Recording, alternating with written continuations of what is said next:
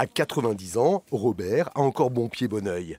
Mais ce cheminement lumineux par détecteur de présence est quand même bien pratique lors de ses réveils nocturnes.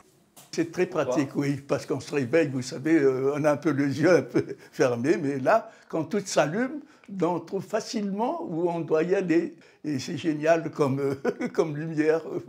Certains appartements ont été refaits à neuf pour en moyenne 12 000 €. Prise électrique, sol antidérapant, des aménagements adaptés, comme dans cette salle de bain. On a le remplacement des baignoires par des bacs à douche, la pose de barres de maintien, le remplacement des lavabos par des plans vasques pour pouvoir soit pousser un déambulateur ou faire passer un fauteuil. Âgé, avec une fille handicapée, ce couple est l'un des 47 locataires qui bénéficient aujourd'hui de ces tout nouveaux appartements. Nous avons trouvé que c'était mieux ici que là-bas.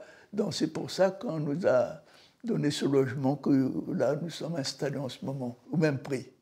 Oui, oui, ça c'était quelque chose quand même, parce qu'avec nos moyens quand même, on ne peut pas se permettre d'avoir un logement qui est un peu plus coûteux.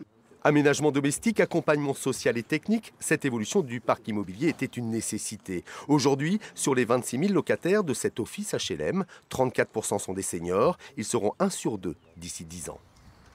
On est réaliste surtout, c'est-à-dire qu'on a effectivement une population qui vieillit et que si on ne s'adapte pas à la population qui vieillit, on ne pourra pas maintenir nos locataires en place.